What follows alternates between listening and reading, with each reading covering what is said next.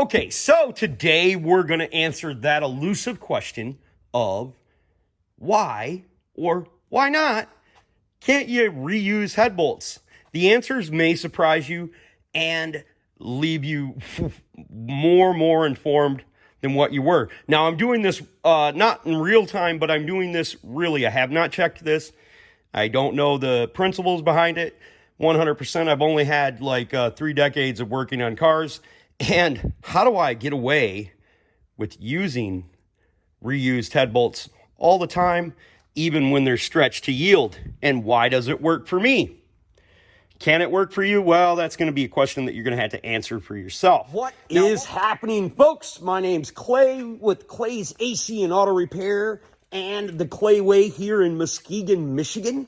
And I believe my job here on YouTube is not only show you how to fix things, but to inspire you, empower you, and give you something that you never knew you had, while taking things from you that you definitely don't need and showing you not to be the next to them, but the very first to you, while teaching you that if anyone else can do it, I promise you can do it too. What we've got here is one brand new Fel-Pro bolt and one used bolt out of the 4.7, which is the same as the 3.7. And we're going to see why you shouldn't reuse these bolts. Now, we look at the bolts, and now this is a torque to yield, and we can definitely tell that. And we're told from the manufacturer that these are torque to yield. And if we take a straight edge, contrary to some people's belief, this is actually straight. And we push the bolts at the same time, and we're keeping this level and square, we'll notice that the old bolt is longer than the new bolt. Well, of course it is. It's stretched to yield, Clay. Why wouldn't it be? Well, let's see if that has an effect.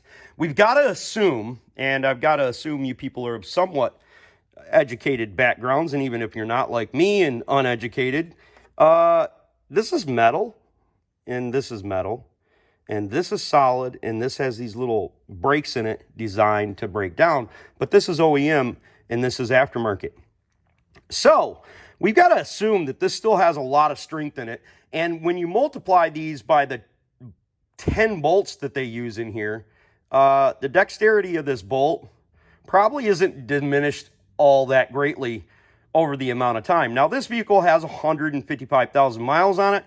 I don't know if that's relevant, but it does, just so you know. So now that I've got them pushed squarely, it looks like we have a small amount extra over the tip of here. And when we put this down here and it looks like it's straight, we can see that there's a pretty large difference in that. Does that matter? Is the block drilled out far enough to accompany this extra difference? So we're going to go over to the engine block. Okay, so going back and looking at the photos that I took, these are in between 3 3/8 and 3 1/4 on both of these bolts. It's very similar. You folks can go back and look at it, and I may have even put a picture up there in the corner. The point is that the depths of these holes compensate for the stretching of these bolts. And when we go and we put these bolts down inside here, they're actually going to end up being the same once you use the torque procedure. So in my opinion, you can reuse the bolts, and it doesn't ever cause a problem, and I've done it about 300 times, so I know. So if you want to save some money, you can. If you're in here, and you want to spend the extra, I know you can get them cheaply off the internet, but these Fel-Pro ones are a little bit more expensive. You can spend like $80 a box on these darn things, and you need 2 boxes to do both sides. You can, but I've done it lots of times, and I'm going to show you a little way. If you are going to reuse these bolts, go spend about $10 and pick you up some of this stuff. If you put this on both sides of your gasket before installation, it will seal up, even if it's out a couple thousandths and warped a little bit. It'll last for quite a while. Now, we're going to do one other test. We're going to see, does the cylinder heads use all of the depth of that hole? So what we need to know, how far down inside the cylinder block do these bolts actually go, and how much travel is left when we pull them out. Oh no, here goes that guy with that unstraight measuring tool. Serious sarcasm there. Okay, so there's approximately 105 millimeters to the bottom of that hole, and we know that our bolts were bottomed out, so how much of the bolt actually goes inside the hole? Okay, so now, for visual sakes, I've marked the holes. We'll clean that off later after we go back through and hit it with the Scotch-Brite. And now we can take the bolts out and put them in the cylinder heads and see how far the line goes past. Okay, so we've got our bolts dropped down inside there in correlation with where they were on our test. And we look at the edge of the block, the edge of the cylinder head, and we don't see our lines. If we look up inside there, oh, we've got quite a bit of ways before we can actually even begin to see our marks. So that means that, well, that means our bolts won't bottom out.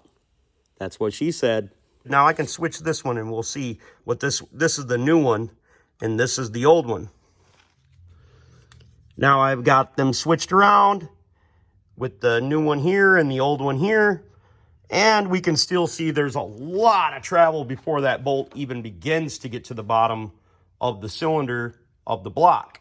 Okay, since cylinder compression should only be right around 125 to maybe 135 PSI, and you've got 10 bolts that hold this down, the likelihood of the bolt being compromised enough with its stretch to yield characteristics for it to actually break is ridiculously out there huge. So the real reason that these work is because of the torque specifications. It's 35, 50, then 90 degrees.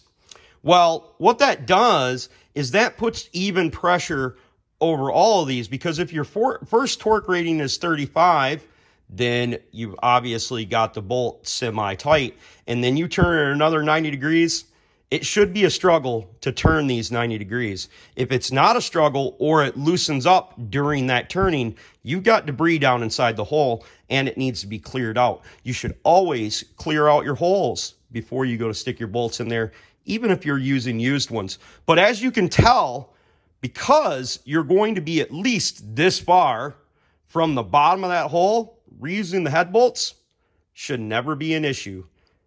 It's only an issue if you make it, or if you believe the structural integrity of that bolt is just dramatically compromised. I mean, it would have to be pretty bad for 10 bolts to break on these heads. So, you know, from a practical standpoint, they can be reused. From an engineering standpoint, they're saying replace them. Me personally, I very seldomly replace them unless it's like in this cylinder head that raised up. Customer was talking to me about it, and I started thinking about it, and I thought about how the head raised up as much, blah, blah, blah. So we're going to talk about the measurements of the bolts and why this has worked for me so many times in the past. And since our bolts measure 7 inches 1/16 for the new one and 7 inches 1/8 for the old one, is only a 1/16 of an inch, which is 1.52 millimeters. If you did the math all yourself, you would figure out that there's about 5 to 6 millimeters left of space inside the tube where the bolt goes down inside the head. So this bolt would have to be super stretched because you can really see 6 millimeters. I'll actually show you what it looks like. Just for math's sake, in case I'm wrong, that's 5 millimeters. And that gives you an idea of how much space is at the bottom of that bolt once you tighten and torque it down. And the size difference is 1/16 of an inch from bolt to bolt. So that equates to 1.5875 millimeters difference, which equates to that much. Difference in the length of a bolt that's been stretched and a bolt that has not been stretched. So are you going to go and spend 80 bucks to have a bolt that is a 1/16 of an inch shorter? Well, I don't know about you, but most of the time I'm not. I'll do whatever a customer pays me to do.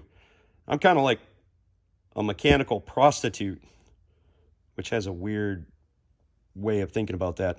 Anyways, Hopefully you guys enjoyed the video. You'll consider subscribing, clicking the notifications, sharing my videos, giving me them sweet old thumbs up, and remembering if anyone else can do it, I promise you, you can do it too. It's not only about the how to do something, but it's why it works, people.